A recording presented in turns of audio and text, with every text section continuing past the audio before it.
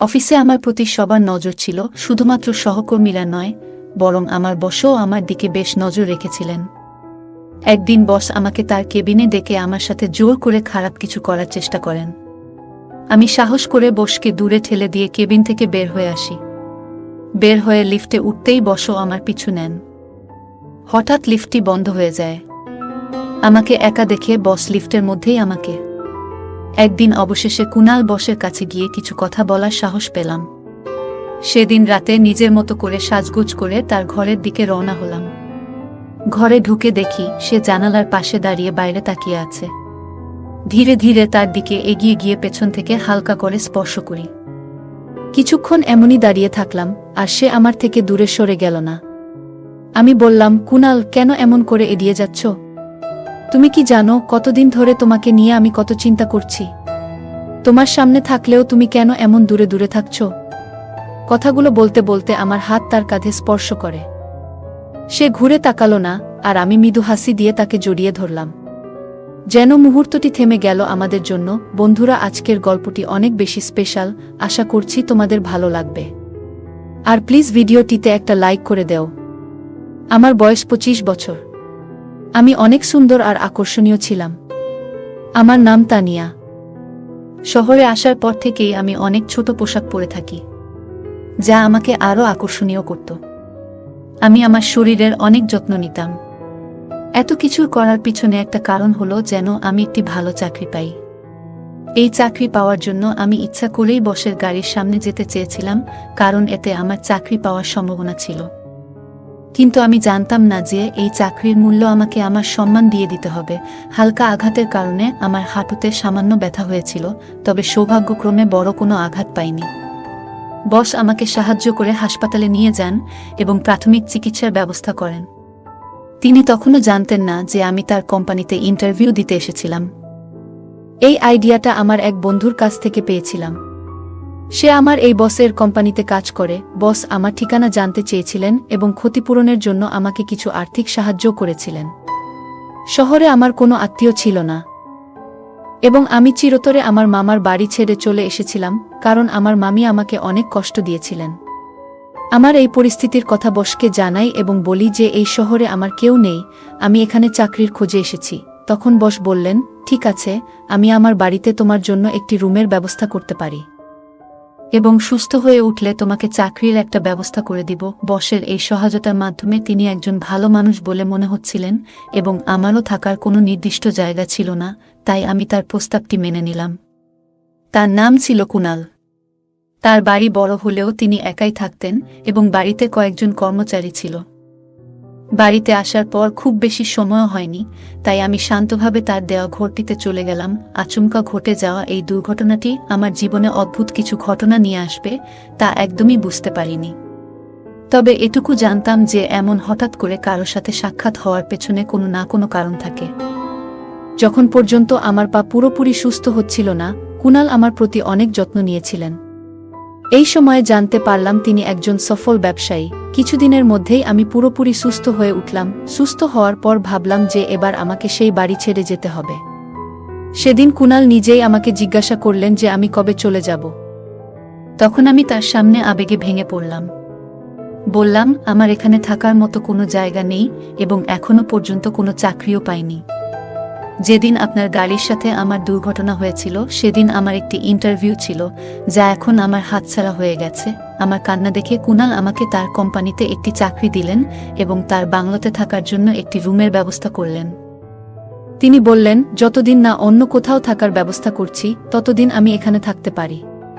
এত ভালো সুবিধা পাওয়ায় আমি সেই বাড়ি ছাড়তে চাইনি, কিন্তু কুনাল আমাকে অন্য কোথাও থাকার জন্য 1 মাস সময় দিয়েছিলেন। এবার থেকে আমার নতুন চাকরি শুরু হলো। অফিসে গিয়ে জানতে পারলাম যে কুনাল এর বাবা এখানকার বড় বস। সেদিন প্রথমবার তার সাথে আমার দেখা হওয়ার কথা ছিল অফিসে। আমি কেবিনে ঢুকতেই তিনি কিছুক্ষণ তাকিয়ে রইলেন এবং আমাকে বসতে বললেন। আমি নিজের পরিচয় দিলাম এবং তারপর কেবিন থেকে বের হতে যাব। তখন তিনি হঠাৎ করে আমার হাত দুটি ধরে ফেললেন এবং ছাড়তে চাইছিলেন না। তার এই ব্যবহারে আমি কিছুটা অবাক হয়ে গেলাম। কেন জানি না, মনের ভিতর অনেক ভয় পেতে থাকলাম। চাকরির প্রথম দিনেই তিনি আমাকে 5-6 বার কেবিনে ডেকেছিলেন, যা আমার খুব একটা ভালো লাগছিল না। তবুও কিছু বলার সাহস পাইনি, কারণ কিছু বললে হয়তো চাকরিটা চলে যেত। সেদিন সন্ধ্যায় বাড়ি ফিরলে দেখি ছোট বস কুনাল বাড়িতে নেই। আমি বাড়ির পরিচারিকার কাছে বসের ব্যাপারে জানতে চাইলে সে জানান কুনাল এই বাড়িতে একাই থাকেন। তার এত ধন সম্পদ দেখে আমার চোখ যেন চকচক করছিল। আমার মনে অর্থের লোভ তৈরি হতে শুরু করে। রাতে ইচ্ছাকৃতভাবে ছোট পোশাক পরে কুনালের রুমে যাই। আমি সামান্য ল্যাংড়াতে হাঁটছিলাম, যা দেখে কুনাল এগিয়ে এসে জানতে চান কি হয়েছে। আমি বললাম, আমার পায়ে খুব ব্যথা হচ্ছে আর সহ্য করতে পারছি না। এই ব্যথা তার সেদিনের অ্যাক্সিডেন্ট এর কারণে হচ্ছে। কুনাল বস অনেক ভালো মনের মানুষ ছিল। আমি তার প্রেমে পড়ে গিয়েছিলাম, আর আমার ভিতরে টাকার লোভ কাজ করছিল। আমি বললাম, পায়ের ব্যথা সহ্য করতে পারছি না, তাই এখানে এসেছি। কুনাল আমার হাত ধরে আমাকে বিছানায় বসিয়ে দিল এবং আমার পায়ে ক্রিম লাগাতে শুরু করল। আমি ছোট পোশাক পরা ছিলাম, যা হাঁটুর উপরে পর্যন্ত ছিল। আমি কুনালের দিকে তাকিয়েছিলাম, আর সে মনোযোগ দিয়ে আমার পায়ে ক্রিম লাগাচ্ছিল। সে একবারও আমার দিকে তাকায়নি। জানি না কেন। আমি ধীরে ধীরে তার কাছে আসার চেষ্টা করছিলাম। তখনই সে বলল, আজ রাতে আমি বাইরে গেস্ট রুমে ঘুমাবো, তুমি এই ঘরে বিশ্রাম নাও। তার এই কথা শুনে আমি হতভম্ব হয়ে গেলাম। এক মুহূর্তে যেন সব থেমে গেল। কুনাল শুধু আমার পায়ে ব্যথার ক্রিম লাগিয়ে কিছুক্ষণ পর রুম থেকে বেরিয়ে গেল। কিন্তু এত সহজে হাল ছাড়ার মতো আমি নই। আমি জানতাম কিভাবে নিজের উদ্দেশ্য পূরণ করতে হবে, তাই আমার চেষ্টা চালিয়ে গেলাম। পরের দিন আমি ঠিক সময়ে অফিসে পৌঁছালাম, যদিও কুনাল আমাকে তাদের বাড়িতে থাকার সুযোগ দিয়েছিল। অফিসের পথে আমরা আলাদা আলাদা যেতাম। অফিসে ঢুকে লিফটের সামনে এসে দেখি বড় বসও সেখানে দাঁড়িয়ে আছেন। তিনি কুনালের বাবা। লিফটে ওঠার পর তিনি আমাকে আন্তরিকতার সঙ্গে শুভ সকাল জানালেন এবং এক মুহূর্তের জন্য বন্ধুত্বপূর্ণ ভঙ্গিতে কাঁধে হাত রাখলেন। এরপর আচমকা তার হাতের অবস্থান একটু অস্বস্তিকর মনে হল, যদিও তিনি কিছু বলেননি। অফিস ছিল ৫ম তলায়, আর লিফটের দরজা খোলার জন্য আমরা তখন অপেক্ষা করছিলাম। লিফট আমাদের গন্তব্যে পৌঁছানোর আগেই হঠাৎ বন্ধ হয়ে গেল। সিকিউরিটিতে ফোন করার বদলে বড় বস আমাকে নিজের দিকে টেনে নিলেন। আমি বললাম, আপনি কি করছেন? যা কিছু করছেন সবকিছু ক্যামেরায় ধরা পড়ছে। তিনি হাসলেন এবং বললেন, এই কোম্পানি, এই ক্যামেরা, সবকিছু আমার নিয়ন্ত্রণে। এই ফুটেজ কিভাবে ব্যবহার করতে হবে তা আমি ভালোই জানি। এরপর তিনি বললেন, তানিয়া, তুমি খুব সুন্দরী। এত সুন্দর মেয়ে আগে এই কোম্পানিতে দেখিনি। তোমার চাকরিটা কিভাবে পেয়েছ সেটা আমি জানি, কিন্তু এই চাকরি ধরে রাখতে চাইলে আমাকে ভালো রাখতে হবে। তার এই ধরনের কথা শুনে আমার মনে অনেক কষ্ট পেলাম। বসের বয়স প্রায় ৬০ হবে, কিন্তু তিনি তার বয়সকে মানতে রাজি নন। তিনি আরও বললেন, যদি দ্রুত ধনী হতে চাও তবে এটাই সঠিক পথ। আমারও আর্থিক সচ্ছলতা অর্জনের ইচ্ছা ছিল, তবে এভাবে নয়। তার কাছাকাছি আসতে আমার অস্বস্তি হচ্ছিল। তিনি নিজের হাত থেকে ব্যাগটা নিচে রেখে আমাকে আরও শক্ত করে ধরলেন। ঠিক তখনই হঠাৎ করে লিফট চালু হয়ে যায় এবং তিনি আমার থেকে দূরে সরে যান। লিফটের দরজা খুলতেই দেখি সামনে কুনাল দাঁড়িয়ে। সে জিজ্ঞাসা করল, তানিয়া, তুমি ঠিক আছো তো? আমি মাথা নেড়ে তাকে আশ্বস্ত করলাম এবং লিফট থেকে বেরিয়ে এলাম। বাইরে এসে নিজের ডেস্কে গিয়ে প্রথমেই ২ গ্লাস পানি খেলাম, কারণ লিফটে যা ঘটেছিল তাতে আমি বেশ ঘাবড়ে গিয়েছিলাম। শহরে একা এসে নিজের দায়িত্বে এখানে থাকার সিদ্ধান্ত নিয়েছিলাম, তাই জানতাম যে এমন পরিস্থিতিরও মুখোমুখি হতে পারে। একজন একা মেয়ের জন্য এই পথটা একেবারেই সহজ নয়। চাকরির ২য় দিনেই কোম্পানির বড় বস আমার সাথে এমন অনাকাঙ্ক্ষিত আচরণ করার চেষ্টা করেছিলেন। কষ্টে নিজেকে সামলে নিলাম। আজ অফিসে আমার এক সহকর্মী আমাকে জানালো যে কুনাল এবং বড় সাহেবের মধ্যে ঘনিষ্ঠ সম্পর্ক রয়েছে। কুনাল আসলে বড় সাহেবের ছেলে এবং কিছুদিন আগে প্রথমে আমি তাদের লিফটে একসঙ্গে দেখেছিলাম, কিন্তু তারা এমনভাবে আচরণ করছিলেন যেন একে অপরকে চিনেন না। কুনাল একাই থাকতেন, হয়তো তার বাবার কিছু খারাপ দৃষ্টিভঙ্গির কথা জানতেন বলেই দূরে থাকার সিদ্ধান্ত নিয়েছিলেন। আমি তাদের ব্যক্তিগত বিষয়ে জড়াতে চাইনি। আজ পুরো দিন বড় বস আমাকে কেবিনে ডাকেননি, যা আমার জন্য একটু অদ্ভুত লেগেছে। কুনালের বয়স অনুযায়ী যে জিনিসগুলি তারই উপভোগ করার কথা, সেগুলো তার বাবা এই বয়সে করতে চাইছিলেন। আমি মূলত কুনালের মনোযোগ পাওয়ার চেষ্টা করছিলাম, কারণ তাকে আমার লক্ষ্য হিসেবে ধরেছিলাম। তার বয়স প্রায় ৩৫ বছর বয়স হলেও তার মধ্যে এক ধরনের উজ্জীবিত চেতনা ছিল যা বারবার আমাকে তার দিকে টানছিল। সেদিন রাতে আমি ইচ্ছাকৃতভাবে তাকে আমার ঘরে ডেকে স্কার্টের হুক লাগানোর জন্য বলি। তখন তার হাতের সামান্য স্পর্শ অনুভব করেছিলাম। হুক লাগানোর পর কুনাল দ্রুত রুম থেকে বেরিয়ে যান। সে দিন দিন আমার কাছ থেকে দূরে সরে থাকতে শুরু করছিল। জানি না কেন আমি তাকে আমার মনের কথাগুলো বুঝাতে পারছি না। কিছুক্ষণ পর আমি প্রস্তুত হয়ে তার ঘরে যাই, কিন্তু তাকে সেখানে খুঁজে পেলাম না। সেদিন আমি তার জন্য অনেক সুন্দর করে সেজেছিলাম, যে কেউ আমাকে দেখলে অবাক হয়ে যেত। পুরো বাড়িতে খোঁজাখুঁজি করেও তার সন্ধান পেলাম না। তখন বাড়ির কাজের লোকের কাছে জিজ্ঞাসা করলাম তিনি কোথায় আছেন। তারা জানালেন যে কুনাল কোনো কাজের জন্য বাইরে গিয়েছেন। কুনালের জন্য অপেক্ষা করতে করতে অবশেষে আমি নিজের ঘরে গিয়ে ঘুমিয়ে পড়লাম। এভাবে কেটে গেল কয়েকদিন। প্রতিদিন রাতে আমি পরিপাটি হয়ে কুনালের ঘরে যেতাম, কিন্তু কখনোই তাকে সেখানে খুঁজে পেতাম না। রাতে সে কোথায় যেত তা আমার বুঝে আসছিল না। এত সুন্দরী ও আকর্ষণীয় মেয়ে তার সামনে থাকার পরও সে কেন আমার প্রতি আকর্ষণ বোধ করছিল না, এ নিয়ে আমার মনে কৌতূহল তৈরি হয়েছিল। একদিন অবশেষে তার কাছে গিয়ে কিছু কথা বলার সাহস পেলাম। সেদিন রাতে নিজের মতো করে সাজগোজ করে তার ঘরের দিকে রওনা হলাম। ঘরে ঢুকে দেখি সে জানালার পাশে দাঁড়িয়ে বাইরে তাকিয়ে আছে। ধীরে ধীরে তার দিকে এগিয়ে গিয়ে পেছন থেকে হালকা করে স্পর্শ করি। কিছুক্ষণ এমনই দাঁড়িয়ে থাকলাম, আর সে আমার থেকে দূরে সরে গেল না। আমি বললাম, কুনাল, কেন এমন করে এড়িয়ে যাচ্ছ? তুমি কি জানো কতদিন ধরে তোমাকে নিয়ে আমি কত চিন্তা করছি? তোমার সামনে থাকলেও তুমি কেন এমন দূরে দূরে থাকছ? কথাগুলো বলতে বলতে আমার হাত তার কাঁধে স্পর্শ করে। সে ঘুরে তাকালো না, আর আমি মৃদু হাসি দিয়ে তাকে জড়িয়ে ধরলাম। সে আমায় আলতো করে নিজের বাহুতে টেনে নিল, যেন মুহূর্তটি থেমে গেল আমাদের জন্য। ধীরে ধীরে আমাকে নিয়ে বিছানার কাছে নিয়ে এলো। আমি বিছানার একপাশে বসতেই আমার হাত হঠাৎ করে পাশে রাখা একটি বোতামে পড়ল। বোতাম চাপা মাত্রই ঘরের আলো হঠাৎই উজ্জ্বল হয়ে উঠল, আর এক তীব্র শব্দ কানে এলো। চমকে উঠে সামনে তাকিয়ে দেখি যে মানুষটিকে এতক্ষণ ধরে আমি আমার সঙ্গী মনে করছিলাম, সে আসলে অন্য কেউ। সামনে দাঁড়িয়ে থাকা ব্যক্তি প্রায় 60 বছরের বৃদ্ধ, যার শরীরে আমার কুনালের পোশাক। আমি তাড়াতাড়ি দূরে সরে এসে বললাম, এটা আপনি কি করছেন? আমি আপনার ছেলের কাছে এর অভিযোগ করব। তিনি হেসে বললেন, তোমাকে যা প্রয়োজন তাই দিতে এসেছি। তোমার চাওয়া সুখ তোমার কুনাল তা দিতে পারবে না। তার অভ্যাসই এমন, সে শুধু মানুষের মন ভাঙে। তার কথা শুনে আমি বেশ অবাক হয়ে গেলাম।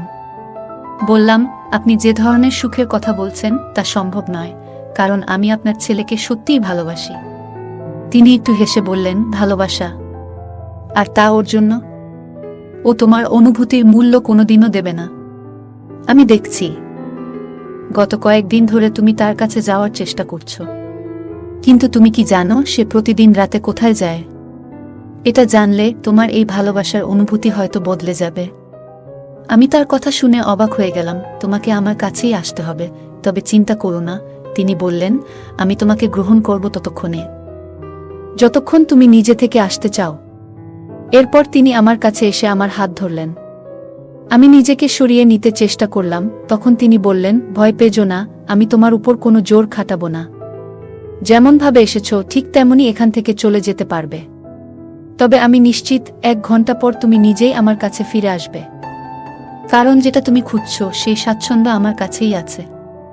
হ্যাঁ, আমার বয়স বেশি, যা কিছু তুমি চাও সবকিছু তোমার চোখের সামনেই আছে। এ কথা বলে তিনি আমার হাত ধরে আমাকে ঘরের বাইরে নিয়ে গেলেন।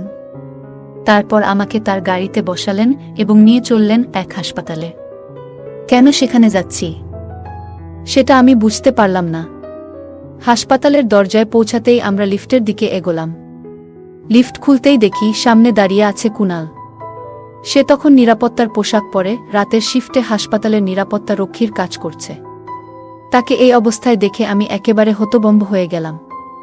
মনের গভীরে আঘাত পেলাম, কারণ আমার বিশ্বাস ভেঙে পড়ছিল। আমি সেখান থেকে মাথা নিচু করে বেরিয়ে এলাম। তখন বড় সাহেব হেসে বললেন, এই তো তোমার সেই অর্থশালী কুনাল, যে রাতের বেলায় নিরাপত্তার দায়িত্ব পালন করে। ধীরে ধীরে আমার মনের ভেতর থেকে কুনালের প্রতি আসক্তি কমতে শুরু করল। লিফটের সামনে দাঁড়িয়ে আমার ভেতরে এক ধরনের তিক্ততা আর ক্রোধ জমতে শুরু করল। বড় সাহেব বলল, এই কারণেই আমি এই অবহেলিত ছেলেটির সঙ্গে এক ছাদের নিচে থাকি না। তিনি বললেন, কারণ সে কেবল একজন সাধারণ নিরাপত্তারক্ষীর কাজ করে। ঠিক তখনই কুনা সেখানে এলো। সে আমাকে দেখে বিস্ময়ে বলল, তুমি এখানে কেমন করে এলে তানিয়া? আমি জিজ্ঞাসা করলাম, তুমি কি না একটি কোম্পানির মালিক? তবুও তুমি কেন এমন কাজ করছো? কুনাল শান্ত গলায় বলল, তোমাকে ব্যাখ্যা দেওয়ার প্রয়োজন নেই। তবে সত্যি হলো, গত কিছুদিন ধরে আমার এবং আমার বাড়ির সঙ্গে তোমার কিছু সম্পর্ক তৈরি হতে চলেছে। হ্যাঁ, আমি একটি কোম্পানির মালিক, কিন্তু তোমার মনে হয়তো প্রশ্ন উঠছে কেন আমি রাতের বেলায় নিরাপত্তার কাজ করি এবং আমার বাবা আর আমি কেন পরস্পরের সঙ্গে কথা বলি না। তার আসল কারণ হলো, 1 বছর আগে আমি এই হাসপাতালের লিফটে আমার স্ত্রী ও শিশুকে হারিয়েছিলাম। সে নীরবে একটু থামল, তারপর বলল, আমার স্ত্রী তখন গর্ভাবস্থার 9ম মাসে ছিল। তাকে ডেলিভারির জন্য এই হাসপাতালেই এনেছিলাম। প্রসব ওয়ার্ড ছিল 4র্থ তলায়, কিন্তু লিফট হঠাৎ করে 2য় তলায় আটকে যায়। সেই সময় লিফটে শুধু আমরা দুজনই ছিলাম। আমার স্ত্রী তীব্র ব্যথায় কাতরাচ্ছিল। আমি বারবার নিরাপত্তার জন্য সাহায্য চেয়েছিলাম, কিন্তু কিছুই কাজ করছিল না। পুরো 2 ঘন্টা পর লিফট মেরামত করা হয়েছিল, কিন্তু ততক্ষণে সেদিন আমার চোখের সামনে আমার স্ত্রী এবং আমাদের অনাগত সন্তান প্রাণ হারায়। সেই মর্মান্তিক ঘটনার পর থেকে আমি শপথ নিয়েছি, আর কোনো নারী যেন এমন পরিস্থিতির শিকার না হন। তাই প্রতিদিন রাতে আমি এখানে লিফট গার্ড হিসেবে কাজ করি এবং সারা রাত লিফটে পাহারায় থাকি। সেদিন কিছু মুহূর্তের দেরিতে সাহায্য না পাওয়ার কারণে আমি আমার জীবনের 2টি মূল্যবান মানুষকে হারিয়েছি। কুনাল শান্ত স্বরে বলল, আমার বাবা আমার এই কাজ একেবারেই পছন্দ করেন না, এজন্যই আমাদের মধ্যে দূরত্ব সৃষ্টি হয়েছে। বাবা চান আমি এসব ভুলে যাই, কিন্তু এমন কিছু ভুলে যাওয়া এতটা সহজ নয়, কারণ এর সঙ্গে আমার গভীর আবেগ জড়িয়ে আছে। কুনাল এর এই কথা শুনে আমার চোখে অশ্রু চলে এলো। তার অনুভূতিগুলো এতটাই আন্তরিক ছিল যে শুনে তার বাবারও চোখ ভিজে উঠল। তিনি ছেলেকে জড়িয়ে ধরে মাফ চাইলেন। এদিকে বড় সাহেব আমার দিকে ফিরে বললেন, আমাকে ক্ষমা করো, আমি তোমার পরীক্ষা নিচ্ছিলাম। তুমি কিন্তু কুনালের প্রতি শুধু তার অর্থের জন্য আকৃষ্ট হয়েছিলে। তুমি ইচ্ছাকৃতভাবে তার গাড়ির সামনে এসে তাকে বাধ্য করেছিলে তোমার সাহায্য করতে। কিন্তু 1 বছর আগে কুনালের জীবনে যা ঘটেছে, তারপর থেকে সে খুবই সংবেদনশীল হয়ে উঠেছে। সে সবসময় যে কোনো নারীর সাহায্যে প্রস্তুত থাকে। তুমি যে কাজটা করছিলে সেটা ভুল ছিল, তাই তোমার প্রতি কিছুটা কঠোর হতে বাধ্য হয়েছিলাম, বড় সাহেব বললেন। তার এই কথাগুলো শুনে আমার ভুলটা স্পষ্ট হয়ে গেল। আমি কুনাল এবং তার বাবার কাছে ক্ষমা চাইলাম। সত্যি বলতে, আমি ভাবছিলাম কুনালের সাথে বিয়ে করে তার সম্পত্তি নিয়ে আরামে জীবন কাটাবো। তবে কুনাল সম্পূর্ণ ভিন্ন ধরনের একজন মানুষ, একজন সংবেদনশীল মানুষ, যিনি বড় একটি কোম্পানির মালিক হয়েও নিরাপত্তা রক্ষার কাজ করছেন, কারণ এই কাজের সঙ্গে তার আবেগ জড়িয়ে আছে। সেদিন আমার উপলব্ধি হলো, টাকার থেকেও বেশি গুরুত্বপূর্ণ হলো মানুষের প্রতি মানুষের অনুভূতি। টাকা তো উপার্জন করা যায়, কিন্তু একবার প্রিয়জনকে হারালে তাদের আর ফিরে পাওয়া যায় না। তাই টাকার চাইতে আমাদের কাছের মানুষদের মূল্য দেয়া প্রয়োজন। অর্থ থাকলেই যে জীবনে সুখ থাকবে এমনটা নয়। সবার জীবনেই কিছু না কিছু অভাব থাকে, আর তাই আমাদের উচিত যা আছে তা নিয়ে সন্তুষ্ট থাকা এবং সেই জীবনকে আনন্দময় করে তোলা। এই গল্প আমাদের মূল্যবান শিক্ষা দেয় যে প্রকৃত ভালোবাসা ও সম্পর্ক গড়ে তুলতে গেলে আত্মস্বার্থ বাদ দিয়ে আন্তরিকতা ও সততার প্রয়োজন। গল্পের মূল চরিত্রটি প্রথমে কুনালের প্রতি আকৃষ্ট হয়েছিল তার অর্থ ও আরামের জীবনের জন্য, কিন্তু আস্তে আস্তে তার ভুল উপলব্ধি করে। সে বুঝতে পারে কুনাল শুধুমাত্র একজন ধনী ব্যক্তি নয়, বরং একজন সংবেদনশীল মানুষ, যার জীবনে গভীর মানসিক আঘাত রয়েছে এবং যিনি নিজের জীবনকেও মানবিক সেবার জন্য উৎসর্গ করতে ইচ্ছুক। বড় সাহেবের কথায় বোঝা যায় তিনি মূল চরিত্রের উদ্দেশ্য যাচাই করতে চেয়েছিলেন। এমন আচরণের মাধ্যমে তিনি তাকে বুঝিয়ে দেন যে কাউকে স্বার্থের জন্য ব্যবহার করা ঠিক নয়। একজন মানুষের প্রকৃত মূল্য তার সম্পত্তি বা সামাজিক অবস্থান দিয়ে বিচার করা উচিত নয়, বরং তাকে বিচার করা উচিত তার মানবিক গুণাবলী ও অনুভূতির গভীরতা দিয়ে। গল্পটি আমাদের আরও শিক্ষা দেয় যে সঠিক উদ্দেশ্য নিয়ে মানুষের সঙ্গে সম্পর্ক তৈরি করা উচিত, যাতে সম্পর্কটি দীর্ঘস্থায়ী এবং মূল্যবান হয়। শুধু সুবিধা পাওয়ার জন্য সম্পর্ক গড়ে তোলা শেষমেশ নিজের ক্ষতি ডেকে আনতে পারে। মূল চরিত্রটি যখন নিজের ভুল বুঝতে পারে এবং কুনাল ও তার বাবার কাছে ক্ষমা প্রার্থনা করে, তখন সে তার নিজের আত্মপর্যালোচনা করে, যা ব্যক্তিত্বের উন্নতির জন্য অত্যন্ত প্রয়োজনীয়। বন্ধুরা, যদি এই গল্পটি ভালো লেগে থাকে তাহলে দয়া করে ভিডিওটি লাইক করুন এবং আমাদের চ্যানেলটি সাবস্ক্রাইব করুন। পাশে থাকা বেল আইকনটি প্রেস করুন, যাতে করে আমরা যখনই নতুন ভিডিও আপলোড করি তার নোটিফিকেশন সবার আগে আপনার কাছে পৌঁছে যায়। ধন্যবাদ, দেখা হবে আমাদের পরবর্তী ভিডিওতে।